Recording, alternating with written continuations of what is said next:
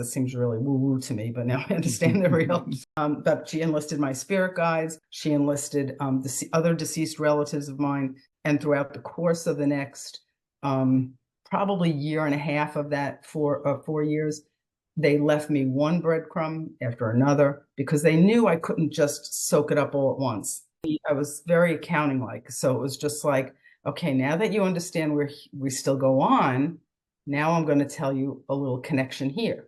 Now I'm going to tell you a little bit about why. Now I'm going to tell you a little bit about, and even at the very end when I was like, something, I got this, That reading you just referred to, is that one in the book? Hey, did you like what you just saw? Click right here to watch the full video now. Close your eyes and imagine. What if the things in life that cause us the greatest pain, the things that bring us grief, are challenges?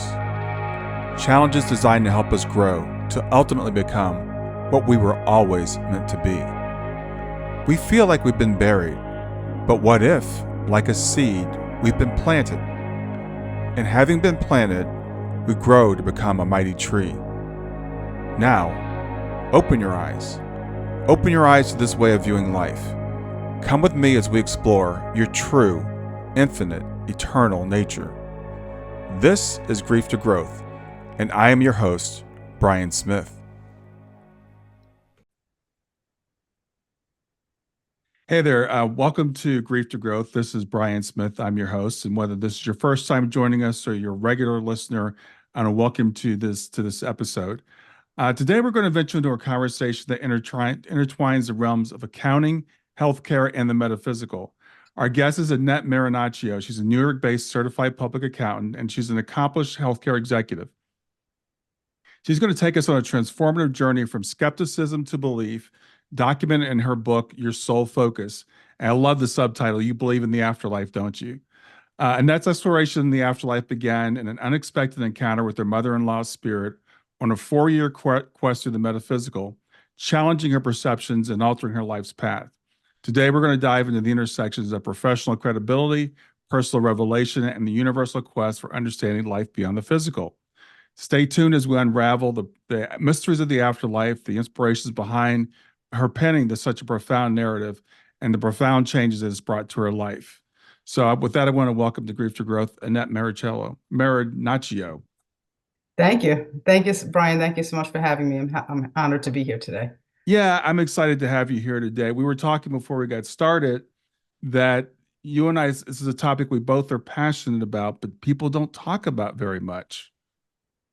Yes, absolutely. I mean, when I first started learning about it, which was, I'll say 2006, my mother-in-law died. And when she was on the other side, so not before she went, she started to sort of open my eyes to the afterlife.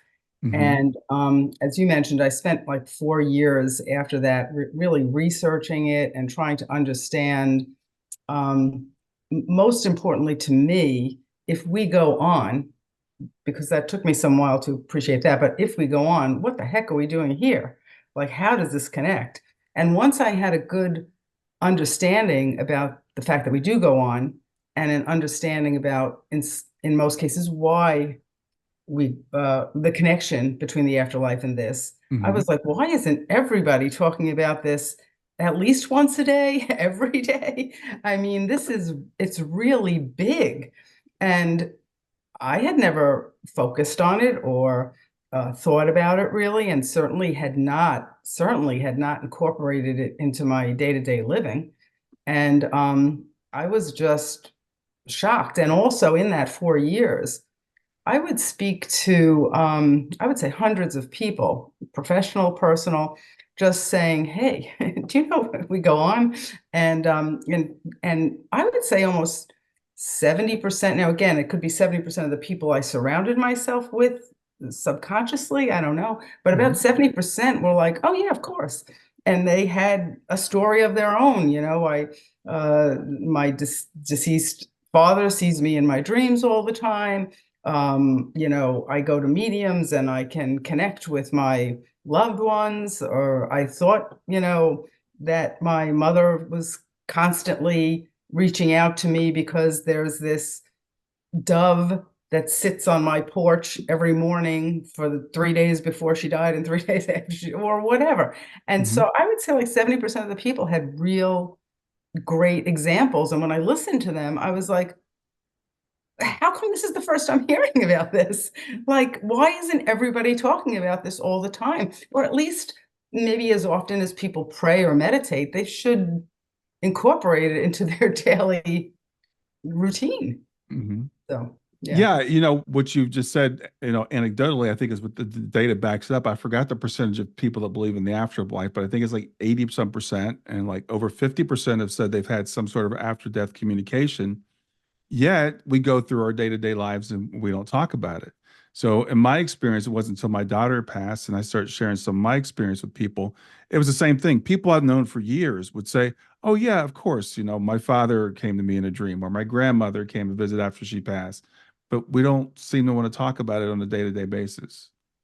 No, it's interesting because the same way they say that children in their very early formative years are more in tune to the other side or spirituality than adults, I think what happens is when we're in those formative years, and we do have a connection, more of a connection to the other side, we learn very quickly that we have to try and physically survive on Earth. So that physical survival, which is food and air and dependence on others, those kinds of physical sustenance aspects of the day to day they need to by design take over.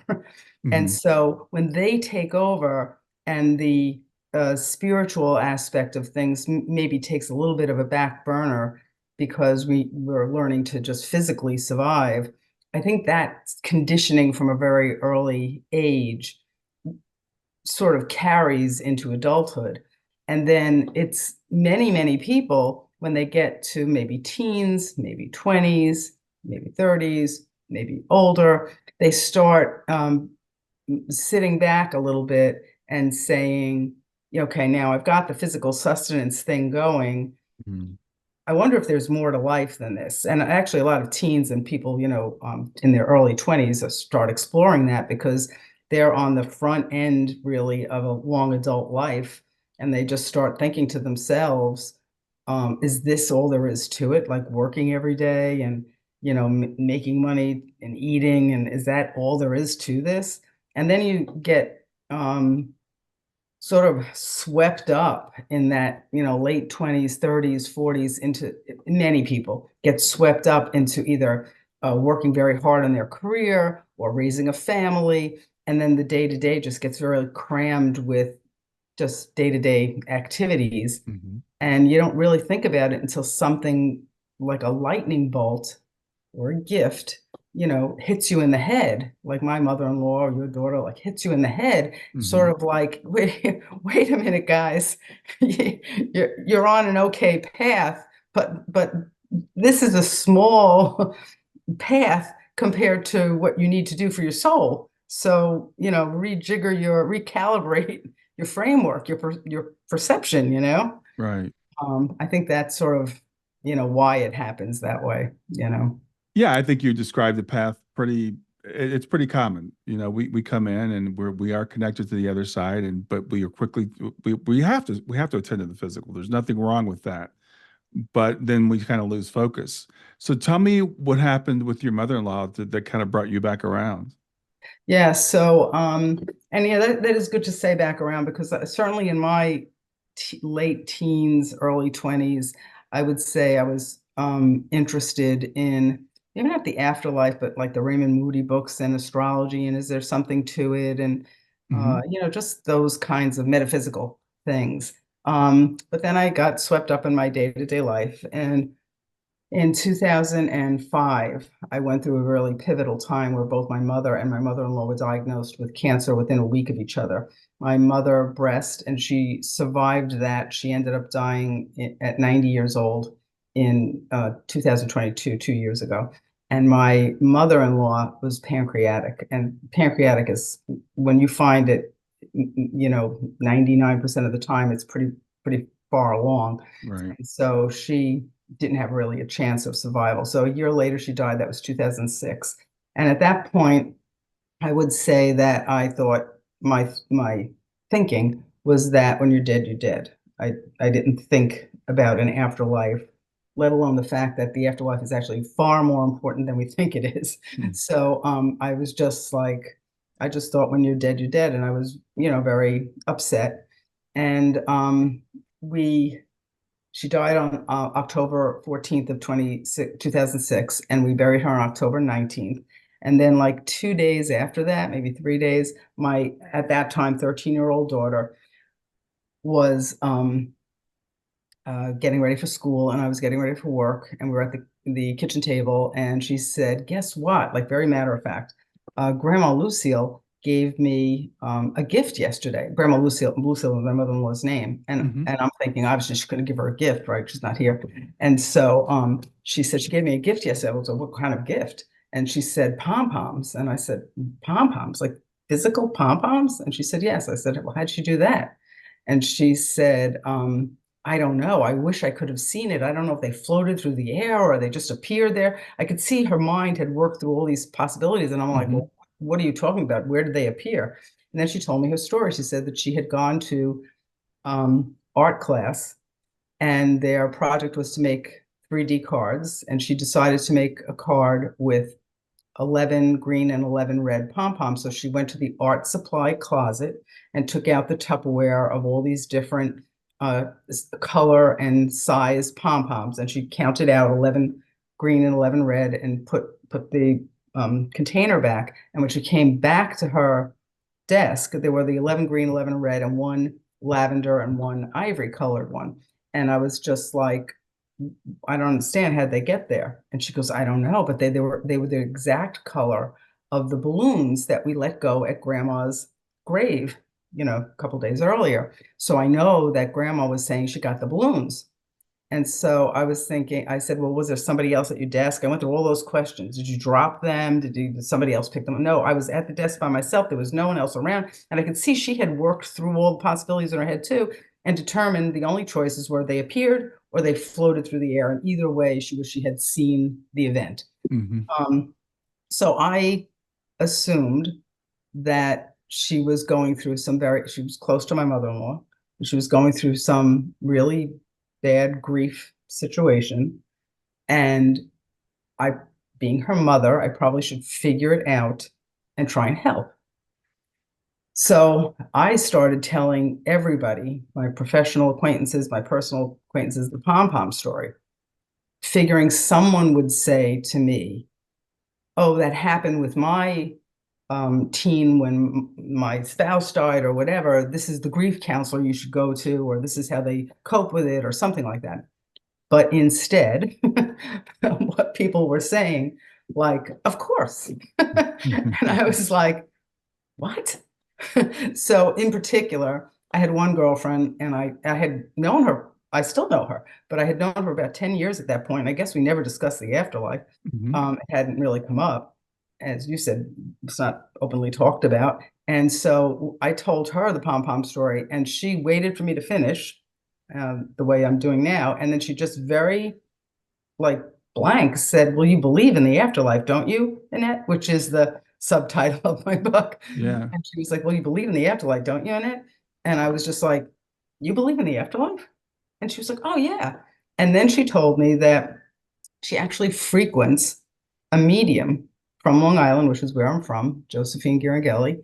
And that medium connects with her deceased father, and she gets practical advice from him.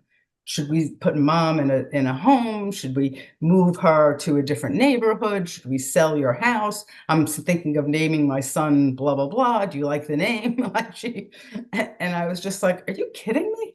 Like, this is part of your life?" And she was like, "Yeah, of course." And then, as the universe would have it, because it was intentioned for me to understand what was going on. So they had to walk me through it slowly. The following, maybe 2 weeks later, I was out for dinner with my husband, my son, and my son, who was about 11 at the time, and my recently widowed father-in-law. Hmm. And we were just on Main Street, at a little restaurant. And there was a big poster sign facing the street, but we were seated at the window, and I could see from the back of the poster, and it said Dinner and Medium Show with Josephine G, the exact medium that my girlfriend had just told me about, because that's how the universe was like walking me down the path. And I was like, that's sort of ironic. So I called my friend when I got home and I said, do you want to go? And she said, absolutely. I can't believe she's going to be in our town. And this was, my mother-in-law died October. This was about November, December. The show that was being advertised was the end of April. I think it was like April 27th, 2007. Hmm. So it was like the last Sunday in April. So, I called up, and again, I wasn't thinking about this at the time, but afterwards I was like, what did I say?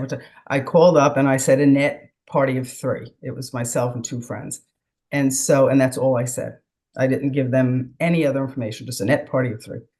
And then when the between that early December, end of November date and April, I was telling everybody the pom pom story, and I was shocked by the quantity of people who had experiences. I mean, I had Hmm. this one professional individual that I interacted with all the time. He was a, a senior leader at um, a healthcare insurance company.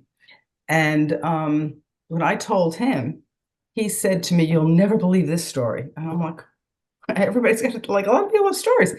He was visiting, he and his wife went to visit his mother in the hospital. And while the two of them were in the car, his deceased father walked in front of the car, like Wow. just passed. And he turned to his wife, and his wife turned to him. And he was like, "Did you see that?" And she saw it too. They both saw it at the Wow. same. That's Wow. big. I was like, oh my goodness. So a lot of people have very interesting stories. Anyway, so April comes, and by now I'm thinking, I can't believe the amount of people who believe this. It's amazing to me. And then my mother-in-law really, I mean, listen, the breadcrumbs were there all along, but this is when she came through for me, like, okay, I've got to figure this out. Hmm.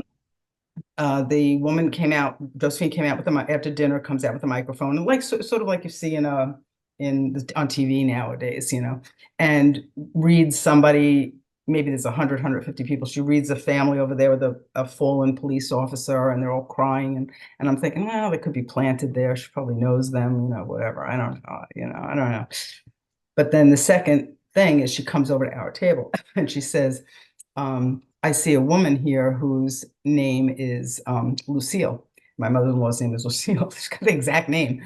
And I'm like, I'm not like my mind is racing. Did my girlfriend say something? What like how is this? This is just it's impossible. Hmm. I'm an accountant. The statistics are not adding up here. How could you possibly know that?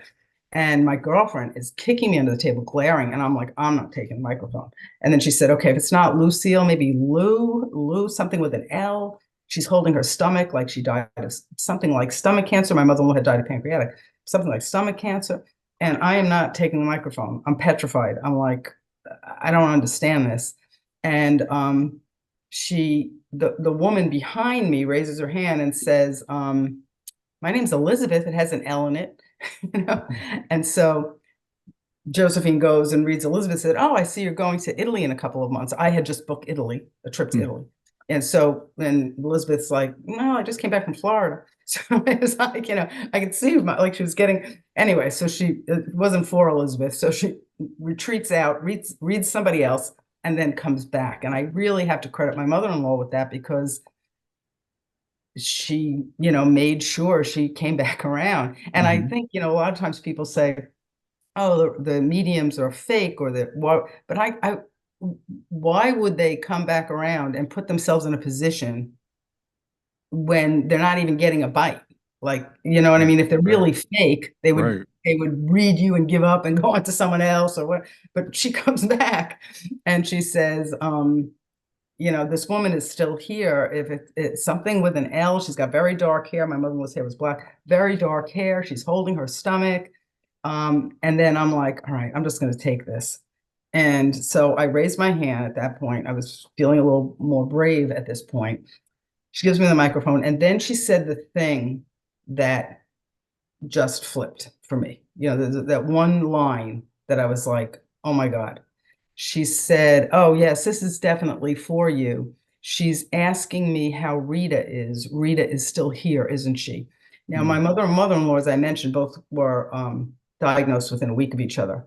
And they both went through surgeries, chemo, radiation separately, but at the Hmm. same time. Hmm. And when we would visit one, I come from a very small, close-knit family on both sides.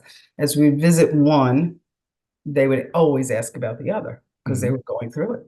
So I would visit my mother and she would say, how's Lucille doing? And I would visit my mother-in-law and she would say, how Rita's my mother's name. How's Rita doing? I named her Margarita in the book, but how's Rita doing? Hmm.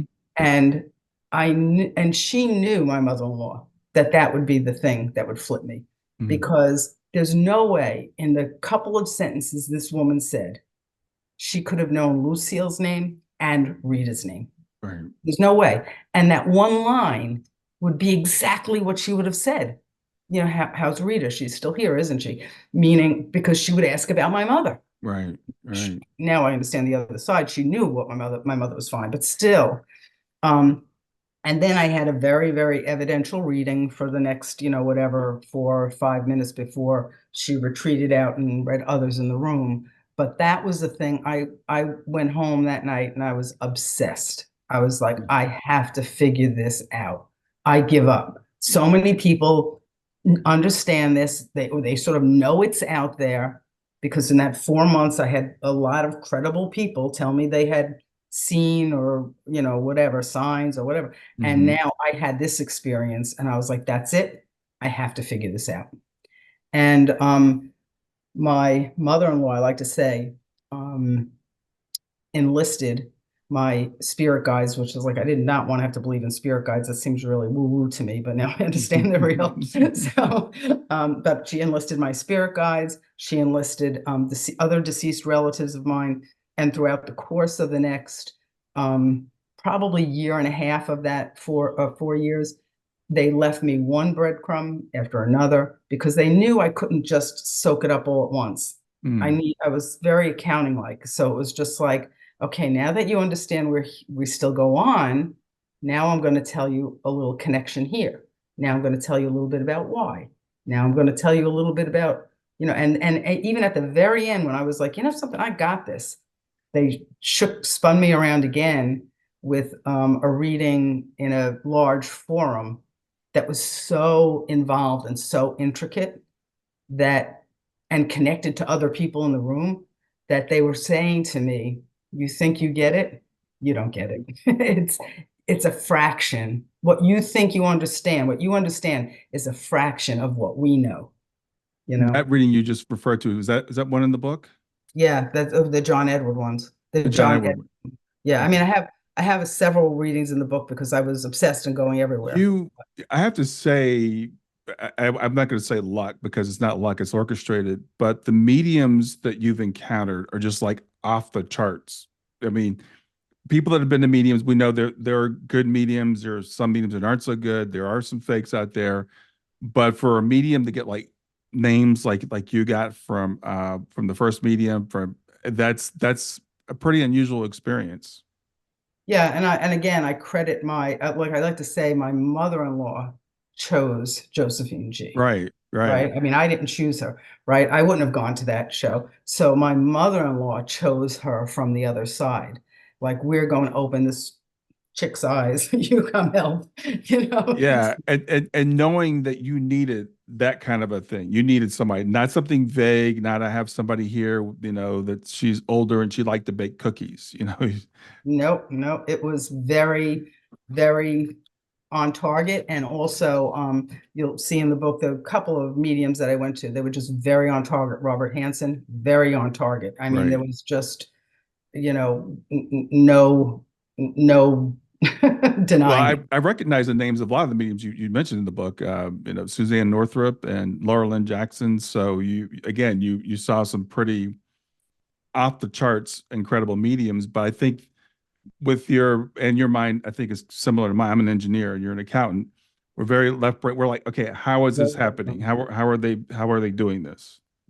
That's right. And also, I do want to mention that in during that 4 years, I came across an organization called Forever Family Foundation. I don't know Hmm. if you've heard of them, but I now serve on the board. So I started just attending their afterlife discussion groups, and then I was like, I have to. It was great for the founders lived a half hour north of me, Hmm. and it's an international organization. So I was like, this is a great organization for me to be around like-minded people as I'm learning this. Yeah. And so a lot of not all the mediums in my book, but like Laura Lynn Jackson, who you mentioned, she is a Forever Family Foundation medium. A lot of them were certified. They certify for Forever Family Foundation. We certify the mediums, so they Hmm. go through a pretty rigorous test before they're Right. approved.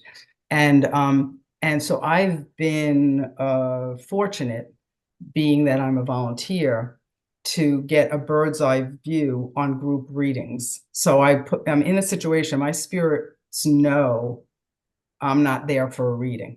Hmm. I'm there to help the attendees, you know. So it's not like they come through for me, a reading for me, but I've Hmm. been fortunate enough to be the person running around with the microphone or the tissues. And Right. that is the accumulation of experiences where I've seen pointed, specific readings is a lot. I mean, it's hundreds at this point. And Yeah. so you just, you can't deny that kind of thing. So tell me about the experience with John Edward. So Don Edward was really interesting because he was pretty far enough along into like I certainly understood there was an afterlife. Hmm. There was no denying it for me at that point, and I was figuring out how the other side connected to us, and most importantly, what are we here for? Then, if we go on, like, what's the purpose of this? Right. So, I needed to understand that. So I was pretty far along in picking up the breadcrumbs and understanding how things worked to a large extent.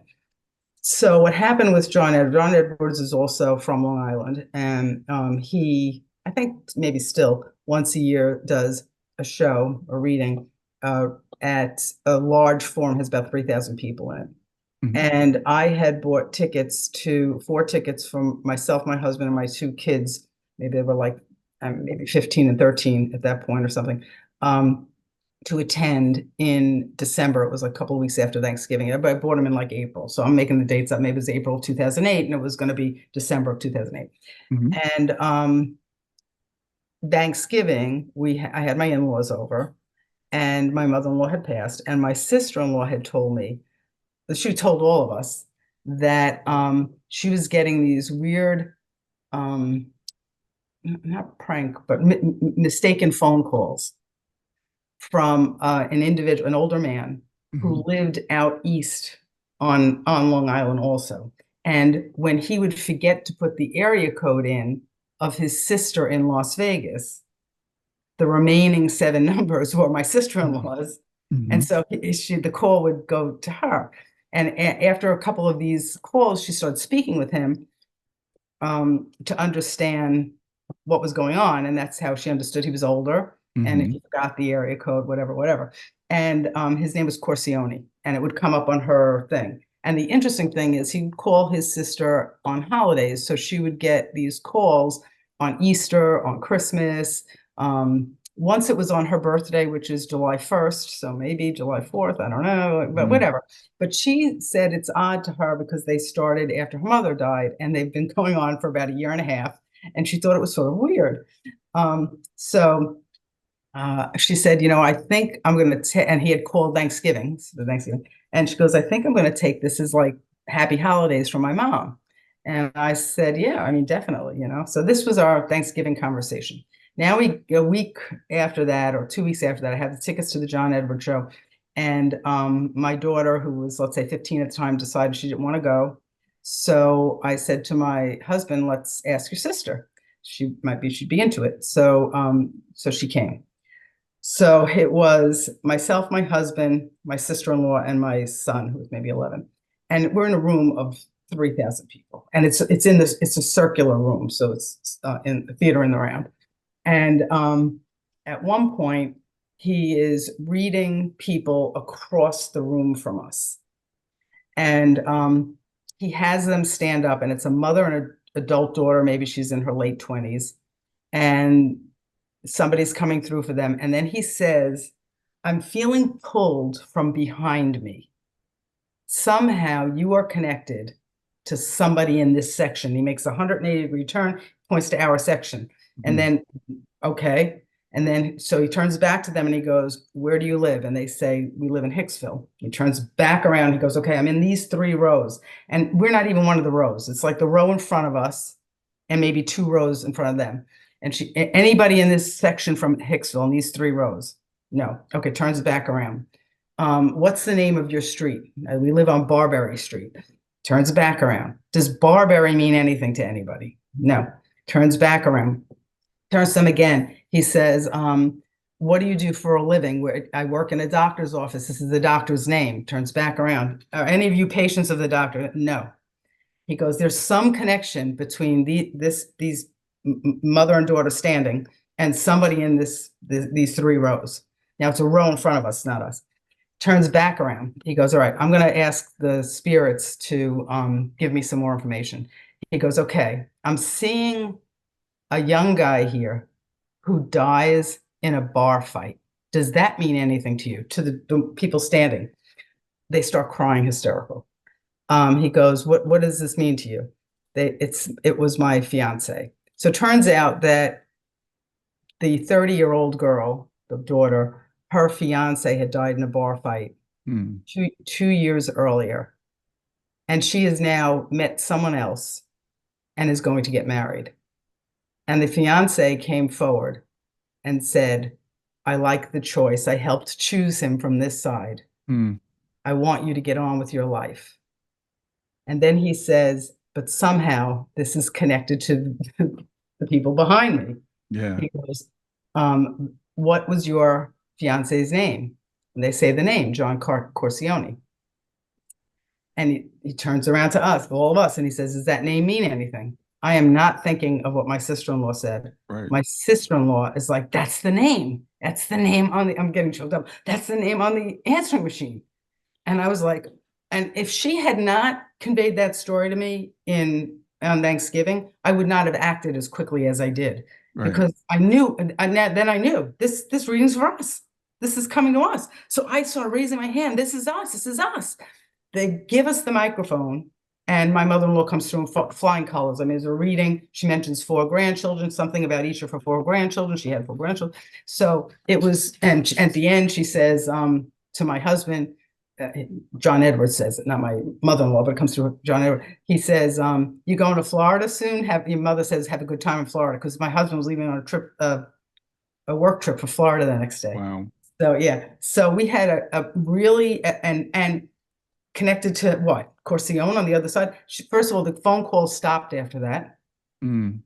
But that, to me, was meant for me, to really understand the intricacy and the connection that that the universe has to play things out.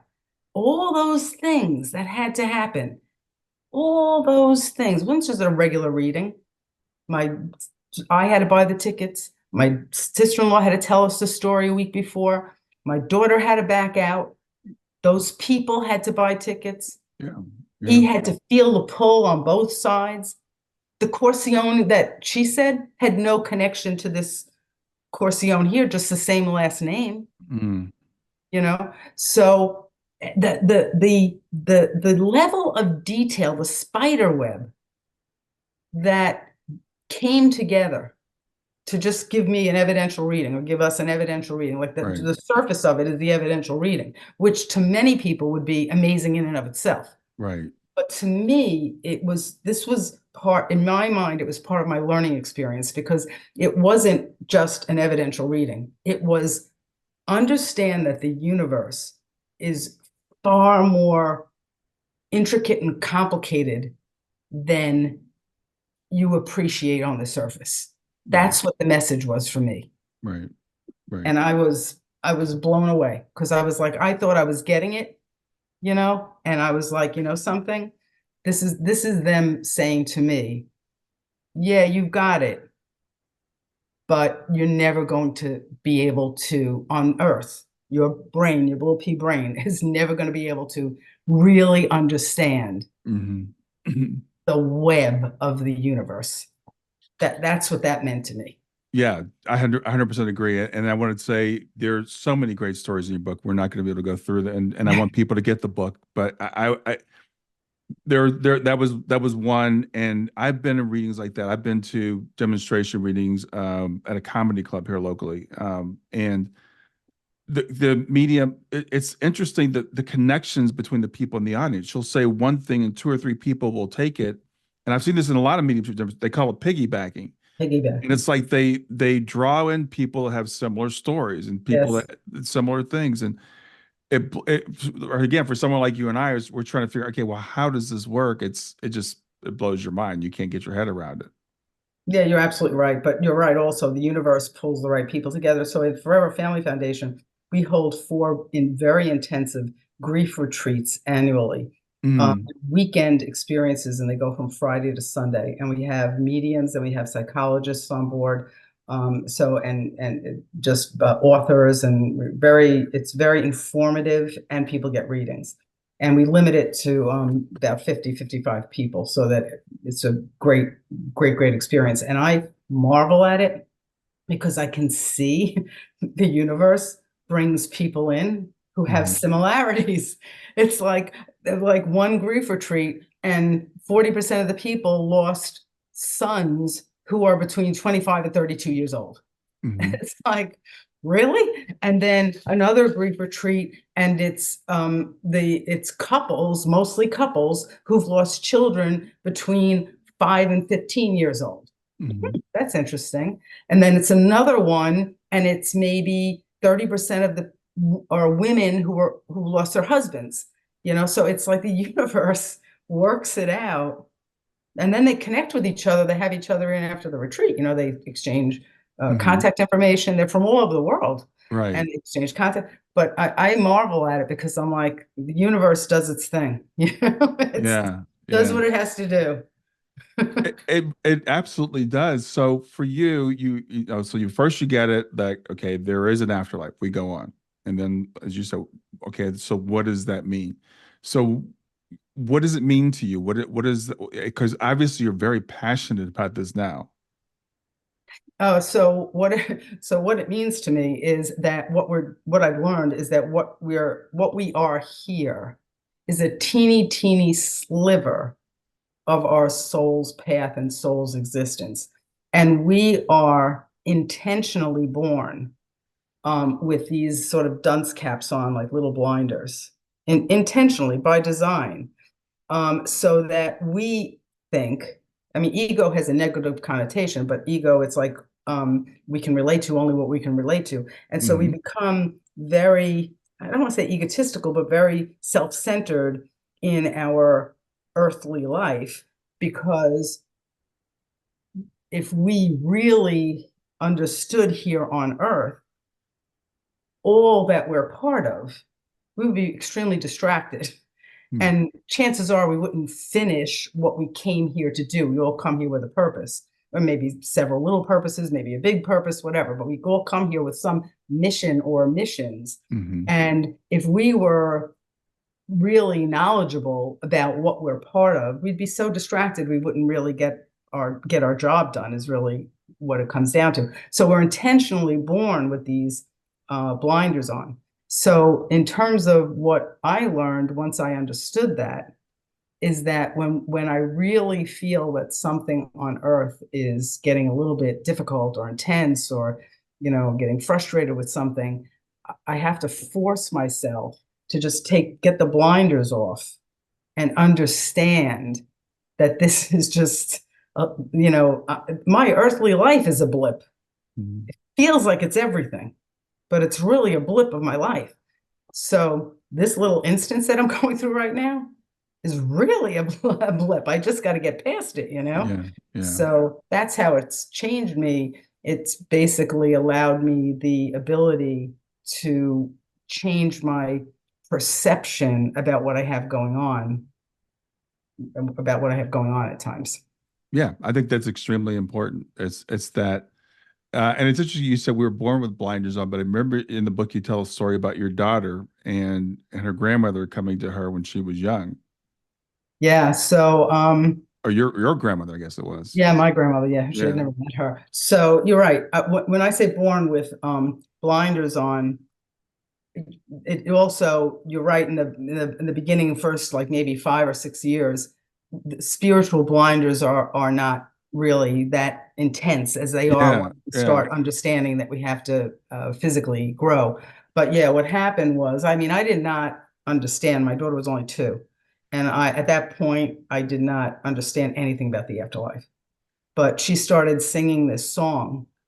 She would sing a lot of songs, but this one song in particular she would repeat. This was a song. I come to Falsanella, remember my so.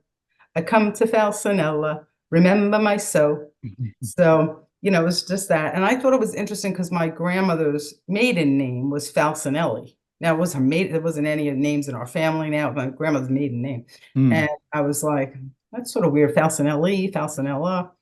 But I didn't think anything of it. But she sang it for months and months. And so mhm, after months and months of me not recognizing where the song came from and her singing it repeatedly, she was like 2 and change. And I said to her, where did that song come from? Diana, where did that song come from? And she said, Grandma taught it to me. I said, which grandma? She said, Grandma Rita, that's my mother, not my mhm, grandma. And I was like, okay. So Christmas time comes, and we were with the family, and I was like, Diana, sing the song for Grandma. And so she sings a song. I come to Valsanella, remember myself. She sings a song. And I said to my mother, did you teach her that? And she said, no. And so I looked at Diana, my daughter, and I said, Grandma Rita taught you that song? And then she got all confused. She's 2 and change, like maybe going on 3 in a couple of months. mhm. She got all confused and she was like, no, not that grandma. It was Grandma Lucille. That's my mother-in-law, not my grandmother. And so I was like, okay. So then like, maybe another couple of months go by. She turns 3. She's still singing the song. My mother-in-law's over, maybe like Easter time or something. And I said, Diana, sing the song for Grandma Lucille. I come to Falsanella, remember my, she sings the song again. I turns to my mother-in-law. And I'm like, did you teach her that song? And she said, no. So I turned to my daughter again and I said, did Grandma Lucille taught you that song? And she's getting like frustrated. And she's like, no, no, it's not that grandma. It's the grandma who puts me to sleep at night. So I was like, okay, didn't ask one more question because I was like, I don't even understand this. Don't want, like, what? What? Because I don't think Falsanelli, the grandma puts you to sleep at night. I put her to sleep at night. Nobody, I'm like, I, Right. I don't like, what? And I didn't think about that again until 2000. So that would have been 1995. I Mm, didn't think about it again until 2006 when my mother-in-law died. And then mm, I was thinking, once I started understanding the afterlife, I was like, oh my God, I come to Falsanella, remember my soul. I think I'm Grandma Falsanelli, remember my soul. I mm. think that's what that was. Yeah.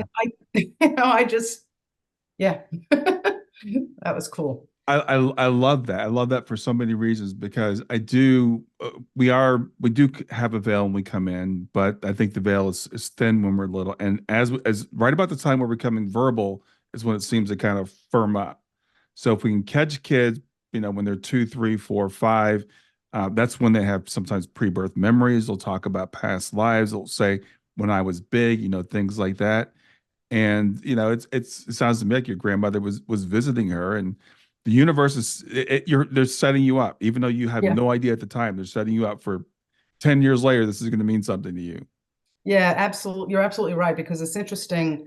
After I wrote the book, one of my girlfriends said to me, "Your mother-in-law must have been such a strong woman." And I was like, "Well, she was strong, but I don't know that she's so much stronger than all of us or anybody. And she said, "Oh, you guys must have been so close then." And I was like, we were close family. I love her, but I don't know that we were that much more close than anybody else. And she was like, "Well, why'd she choose you to come through to?" And I was like, "I don't know." And then about an hour later, she came back and she goes, "I figured it out." I said, "Why?" And she goes, "Because you're an accountant." She knew if she could prove it to you, you'd write a book and put Hmm. it out there for everybody. Because, you know, and I was like, that's true. I think I was being set up back then to weave all of this together and get my book out because I will say from myself, first of all, I'm not a reader. I love numbers. Like you said, you're an engineer. I love numbers. I love Hmm. Excel. I don't even like to read that much. I like Hmm. magazine articles, quick things. So I Hmm. can't even believe I wrote a book. I can't believe it. Like I read it and I'm like, wow, it's a great book. I wrote it. But basically, I took a massive amount of evidence on an elusive, very elusive topic, Hmm. and I skinnied it down so that people can get through it. Yeah. And I think that that's a benefit. So I think my friend is right. I think the universe was like setting me up to put something out there. And the interesting thing is after I wrote it, I was like, oh, thank goodness it's done. Because I knew I had to write it. I knew I had to put it out there, Hmm. but I didn't want to have to do it, like whatever, like lazy or whatever. And so once I put it out there, I was like, I don't know if this is going to help one person, 100 people, 1,000, I don't know. But I put it up on my social media, hey, I wrote a book. And about 3 weeks later, a and the first one, by the way, was printed on my mother-in-law's birthday. So that's the way the universe works. But anyway, now I understand that. But this woman from the other side of the country, the state of Washington, found me on Facebook and instant messaged me and said, "I just want to thank you for writing your book. My 23-year-old son died 4 years ago, and I've been struggling with, with the fact that he died. I've been reading so much, and it's hard for me to understand the books. They don't all relate to me. And you Hmm. had things in your book that made me think about it in a very different way. And Hmm. I just want you to thank you for taking the time to write it." And I was like, "Oh, I'm done." Yeah. Like I knew it was going to help someone. And now it's helped other people besides that too. But I was like, to me, that was the reason I wrote it for her. I never would have come across her path. Right. And Right. so I was like, wow, I think the universe did what it had to do, you know? Yeah, well, as you said, we all have a reason or various reasons for being here, and I think, not I think, I know that, you know, we think of the universe sometimes as like a cold, uncaring place, or some people think of it as even almost, adversarial. It's actually working in our favor. Our guides and our loved ones on the other side, they're all orchestrating stuff, and even the things that we don't think that we like, even the things that we don't feel are for our own good. I believe more of it is planned than is not planned. And it's the great thing about your book is it condenses that down, as you said, and makes it a very under so we can see the threads weaving through your life. We don't see all the other years of your life. We see the thread that weaves through it, and it's very apparent. Yeah, you're absolutely right. I think that's the whole, like that whole theory of relativity, right? We can only relate to what we can relate to. So we relate to things on Earth the way they happen. And when something is extremely negative, it just seems like it's negative. How could it possibly be positive? Hmm. And you're right. I believe that more times than not, maybe not all the time, but more times than not, the universe is really working for us. And something that we're getting that is a burden is actually a gift because it's intentional to stretch our soul. And it's really not about this side, it's about the other side. Hmm. And the more we can fast track the stretching of our soul, which we can only fast track over here because the other side really is very positive and warm and light and just great things. And sometimes it really takes adverse kinds of things to really stretch your soul to grow. So we sort of come to Earth to fast track that stretching and grow as much as we can. And when we head back, I think our loved ones are really ready to say, "High five! You did a great job, even getting through my death, or turning my death into something positive for somebody else." Right. So they're really happy for us. I don't want to say proud, but happy for us, because when we go back there, we'll be able to say, hey, my soul stretched more than I thought it did because of this negative thing I went through. But it just feels really negative when we're here, you know. Yeah, it does. So how do you feel people, when we're on the other side, view our grief over their passing? So I have a great example in the book that I do love to say, because in the 4 years that I did the research and before the 4 years I wrote it, or before the year that I wrote it, there was a good number, 4 or 5 years, where the universe would put me in the path of somebody who's going through something. And I was Hmm. able to use an anecdote or a story to help get my point across. And so those are the things I put in the book. So my example of how they view us is I think something everybody can relate to. Everybody can see in their mind a picture of a child, 3, 4, 5-year-old child, totally melting down over something, a toy or a candy bar or something that they absolutely, absolutely want, whether it's your own kid, your niece, nephew, somebody in the store. You can all see it. I mean, it's absolute anguish, and the kid is screaming, I want this candy bar, I want this candy bar, I need it for breakfast. And let's say you're the parent and you're like, I'm not going to give the kid a candy bar for breakfast, and you as a parent have a different view of what's going on. To this kid, he is devastated, Hmm. he's crying and screaming, he wants this candy bar, he can't see past it. You as an adult are like, something, this candy bar means nothing. He's going to have a million candy bars in his whole life. He's going to grow up. He's going to fall in and out of love. Maybe I'll give him the candy bar in the afternoon. He's going Hmm. to probably contribute to society. He's going to go through the loss of loved ones. This candy bar means nothing. But you look at the kid and you feel badly, yeah, because he's screaming like it means everything. And that's how the other side's looking at us. We're screaming and screaming and devastated and crying because it's so gut wrenching Hmm. that their death is so difficult for us. But to them, they don't see everything, but they have a wider perception, and they feel really badly for us because they don't want to see us, on the floor crying and it's so distraught. They feel badly for us, but they have a bigger perception, a different perception. And they're just like, it really doesn't mean as much as you think it means. Yeah, I think that's a great analogy, and that's one that I've used also. Because because as we start to realize more, we realize how much we don't know. And so as hard as it is to say it as an adult, to say that I'm basically a toddler, we basically are. We don't have any idea. And I think sometimes like those demonstrations with John Edward, it's to show, look, you don't even know. You don't even know how intricate this whole thing is, and like as you said, if you sit down, you do the math. Okay, well, I had to buy the tickets, and I had to see it was coming up, and my daughter had to decide not to go, and I had to invite my sister-in-law, and all the things that, the odds of those things happening, they're infinitesimal. They can't happen by chance. Right, exactly. And you're absolutely right. The universe is so intricate, and it is to a large extent designed.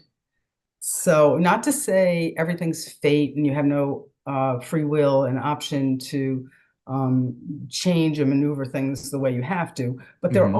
I believe there are certain goalposts in your life, in your path here, that Hmm. really don't change that much. So, or very difficult to change. So you're going to hit certain points. Like I think I was meant to understand the afterlife, however long it took them to open my eyes to it. I was meant to understand it. And once I understood it, I couldn't not understand it. It was like, wow. So it's that Maya Angelou's saying, which I love, which is do your best until you know better. And Mm. then when you know better, do better. Yeah. And so, I don't feel badly about things that I may have wished I would have done differently before I had my eyes opened. But now that I have my eyes opened, it's just a new world. So, yeah. Yeah, and what you said about the universe being designed, that's something I still struggle with, because again, from our human perspective, it has to be one or the other.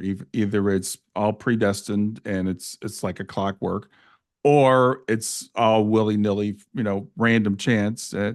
And I don't know if there's a movie I love called The Adjustment Bureau, Uh, and they wrestle with this question. I think they do a really good job because there are these agents, and they're running around, and humans are running around with their free will, and the agents are looking at the probabilities. They actually have little books, and they look in the book, and they're like, "This is the path he's on.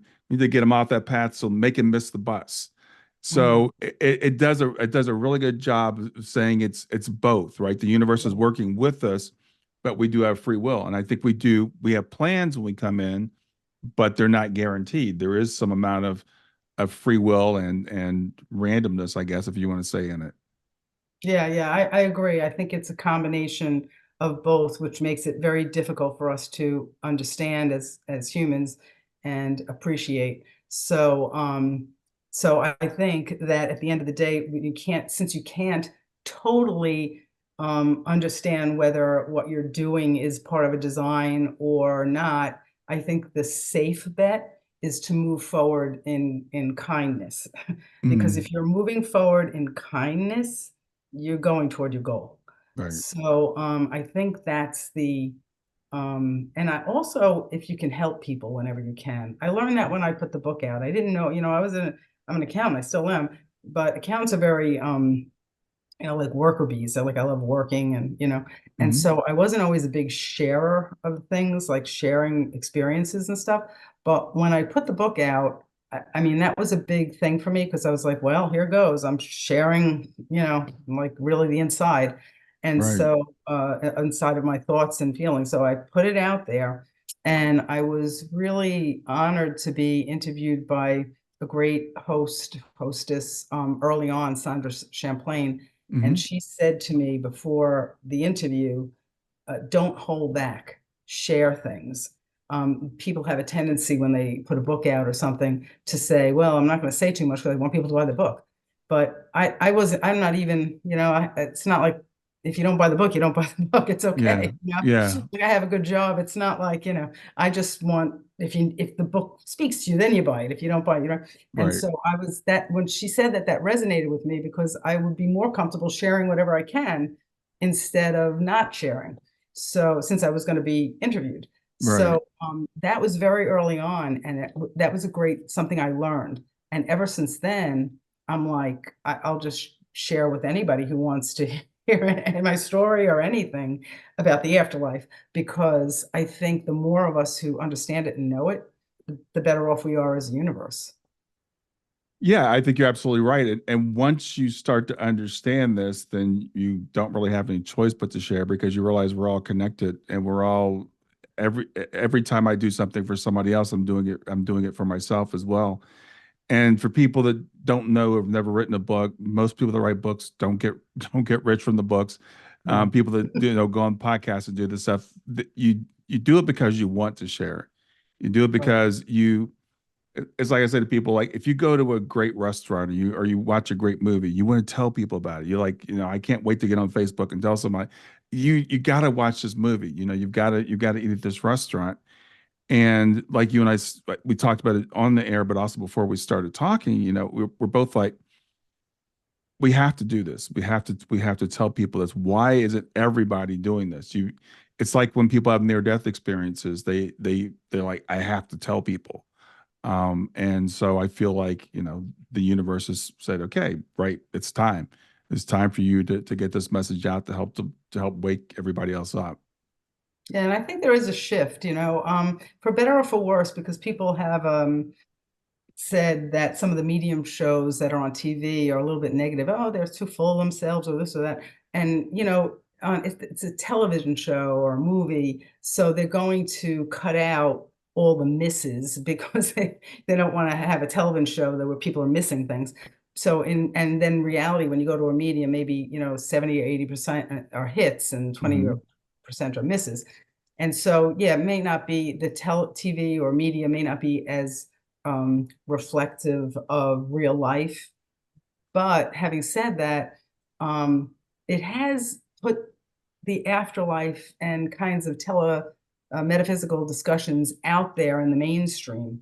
And so you see more and more of that. So I think the universe has actually, in the last 10 years, shifted. I also think COVID's helped with that. Hmm. I know COVID has, it's very bad connotation, Right. But I think that when you come into the world, into Earth, you choose three things. You choose your purpose. You choose how you're going to head back. So, quick death in my 50s, drawn out in my 70s, whatever. Hmm. And you pick your upbringing, your parents or your family. So those are the three kind of goalposts that you pick when you come in. Mm. And when COVID was happening, and my parents died not of COVID, but at the end of COVID. My parents are 90 and 92. They died within 2 weeks of each other. Oh, wow. That's a whole other story. Yeah. Good story. But um, when I looked at COVID and you looked at the millions of people who died, and the 60, 80% are over 85 years old. And not that the way they died was okay, because many of them had to die alone because people couldn't be with them because of Right. whatever. Very difficult. But if I'm going to check a box on the way in, I might check 85 years old, live until I die quickly. I might Hmm. check that box.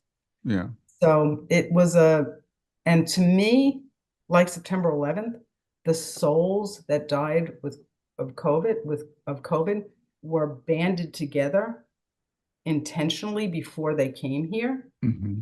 to shake the universe, Hmm. spirituality, to make us shelter at home and understand the importance, also to show how connected we are.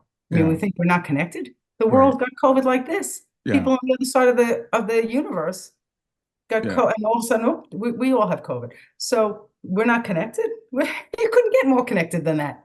I think that was one of the biggest lessons of that, because we're watching it in China, and then we're watching it, and then we're saying, well, we're going to shut down, we're going to close the borders, and it's Nothing. just not, yeah, you can't, it's just, you're right. We knew we had a connected world as far as the internet stuff goes, but we're still thinking things that happen on the other side of the world don't affect me. And that was a huge lesson for us. Huge lesson. So yeah, we watched China, then Italy, then us, like boom, boom, boom. United States. It was, so to me that it showed how connected. So those souls on the other side say, something, I'm going to head over there. I'd like I'll take the COVID box, the 80 over 85, live till I die, go quickly, and Hmm. raise the understanding of the universe that number one, we're connected. Number two, the importance of a smile, the mask, everybody had to wear a mask. Right. And Right. also hugging. In the beginning, you couldn't hug. You had the people in spacesuits to hug their grandparents. So the value of touch. Right. They really, and then they forced everybody into their homes. COVID forced everybody into their homes for a while, Hmm. so you had to be with yourself and make sure you worked out any, relationships with close people. You had to. Yeah. There were a lot of learning lessons Hmm. in positive learning lessons in that negative situation. So I forgot how we got to COVID, but in terms of all being connected, you know. Well, the connecting of the universe, the design of it, and I would even go to so far to say, we view death as the enemy. We view death as a failure. So people would say, well, like September 11th, why do all those people have to die at the same time? Well, what if it was their plan? Because what we know that we all are going to go back that way. You and I know where we came from. We know where we're going. And so sometimes these things can wake us up to that, because it's realizing that, this is inevitable for all of us. We spend so much of our times denying our mortality, which we're not mortal, but the mortality of our bodies. Yeah. That's true. And it's very difficult because as rough as life is here, we're born intentionally with these blinders on. So it's all we sort of know and all we can relate to. Right. And we don't really want to die. So nobody, people don't want to die. So, because there are great things about being on Earth too, including being able to hug your loved ones. Hmm. So, it's a tough situation. But my understanding is that even though you fight it till the very end, that in the moments that you die, it's like being pried out of a cramped, hot, sticky shoebox into the Hmm. Ritz-Carlton. It's like Yeah. Yeah. Well, you, it's you said something in the book, and I haven't heard too many people express this. You talked about, um, when we have children, I have two children. I have one child in spirit, and I have one child that's still here in the physical. And I realized you grieve your children even when they don't pass away because you grieve that 3-year-old or that 4-year-old that you're not going to get to hug anymore. It's like, and I realized that when my girls started, growing up, and I remember Shayna was 15 when she passed. When she was like 10 or 12, she said, "I don't want to grow up." And I was like, "I don't want you to grow up," because I wanted her to always be a kid. No, I used to say that to my kids too. Come on, I got to fit you in my pocket. You can't keep growing. I'm gonna have to sit on you so you stayed small so I can keep you in my pocket. But yeah, absolutely. And you can get lost in that grief of what you had in the past, Hmm. whether it's the kids being smaller, or I used to weigh less, or I used to be able to run a track and now I can't. And you can actually get so sick and tired and lost in that grief of what you used to have. And the Hmm. only thing that typically pulls you out is, well, something I can, if someone's alive, I can see them tomorrow, and it's not going to be the same, but I'll be able to see them. I'll be able to hug them. Well, I know I can't run the track anymore, but at least I know I can walk the track. Something will pull you out. And then when you Hmm. have the grief of really somebody being in spirit, it's harder to pull out because you don't have the thing to pull you through it. The Right. grief itself is very similar. That Yes. grief is very similar. Right. Grief is it's love with nowhere to go, right?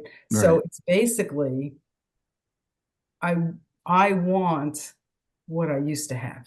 Right. That's what it is. Right. And that's impossible. It's impossible to get. It's very difficult, not impossible. Very difficult to pull out of that completely. You almost have to compartmentalize it in your brain and carry and acknowledge the pit in your heart and carry on with your day, you know. Well, what pulls me out is the work that you're doing with Family Foundation, and the fact, like, for example, your mother-in-law is still here. She's still connected to your life. She's still part of your life. And I, for me, it's like, I want my 3-year-old daughter again, but I also know I'm going to see my daughter again on the other end. Right. So to me, that insurmountable grief is the grief of, like, never again. And it's not never again. It's just not in this body. That's true. I say there's like two types of grief, right? There's the grief where people think you don't go on. Right. And that is like so difficult for people to get out of. Like Right. it's so difficult. And then there's a grief where I know you go on, but I'm never going to have what I had before. Right. Right. Easier to get out of that grief on a day-to-day basis Right. Right. because you'll see them again, and you just know I'm not going to have what I had before, and actually I don't have anything I had before. Like nothing I had before I have now. Yeah. Like nothing. But there's that too, and I've seen both, especially with the Forever Family Foundation. You see people who just they have that they're just really skeptical that life goes on, and Right. they think when you're dead, and which is what I used to think. And it's very difficult, and they just hang on to other people's stories, but they don't really incorporate it because they haven't seen something themselves. And then there are the people that, matter of fact, I know you go on. Hmm. I'm not going to have what I used to have, you know. Well, So, I'm learning a lot about that too. We'll have to save that for another conversation. But what I'm understanding is everything, our memories are actually perfect. We just can't recall them with this brain. And so when we go back to the other side, it could be like a holodeck. So we can actually relive things that we've had before. And I have a friend who's a medium who's told me that. He's like, anything, you're not missing anything with Shana. You'll be able to do anything you want to do with her. So I'm like, that's that sounds great. really cool to me.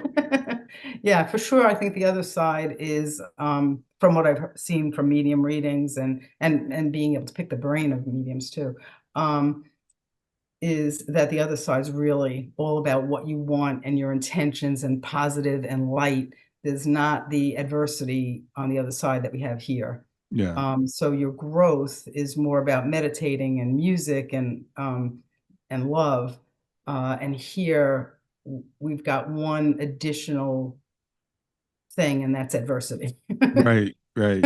Yeah, Right. that complicates things. Yeah. Well, I think that's what we come here for. We come here for the Yeah, adversity.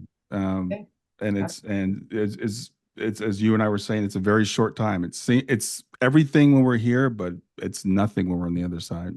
Yeah, I have that also another thing in my book, but it was something that helped me because people say, "Oh, I don't understand how time works. How does time is a man-made thing. There's no such thing as time on the other side." But really, again, Einstein's theory of relativity, you can only relate to what you can relate to. And Hmm. what I tell people is 1 year when you're 1 year old is 100% of what you can relate to. It's Right, 100% of your life. 1 year at 10 years old is 10% of your life. 1 year at 50 years old is 2% of your life. right, So now if you what I tell people who aren't math people is, let's say each year is a crayon. Put a crayon on the box each year. mm, So now you're 100 years old, you have 100 crayons. And if you pull any crayon out, that crayon's still a crayon, right, right, still a crayon. But now it's one out of 100, 1 out of 50. Now let's say that your soul is a million years old, right, a million crayons in that box. You take one crayon out. One crayon is still one crayon, but its impact compared to all the million crayons is so infinitesimal right. Exactly. that it means nothing. So that's why it's the illusion or the discussion is there's no time on the other side. I think there is time on the other side, but I think it doesn't mean anything, It's just very different. Yeah, you yeah. know? So, Well, Annette, we're running over time, but I want to no, thank you, okay. thank you for doing this. It's been great talking to you. So tell people, remind people the name of your book and where they can find you. So I don't know if this will be visually the other way. I don't know, but this is Your Soul Focus. It's a Yeah, blue book. And it's You Believe in the Afterlife, Don't You? My name, Annette Marinaccio. And I also have a website where I post all my interviews and where you can sort of go to buy the book. I think it's at Amazon and Barnes and Noble. So yeah, and Your Soul Focus, lots of O's and U's. yeah. Well, I again, thank you for Thank listening to the you. universe and for writing the book. Thank you for being here today, and enjoy the rest of your day. Yeah, thank you, Brian. It was a absolute pleasure. Thank you.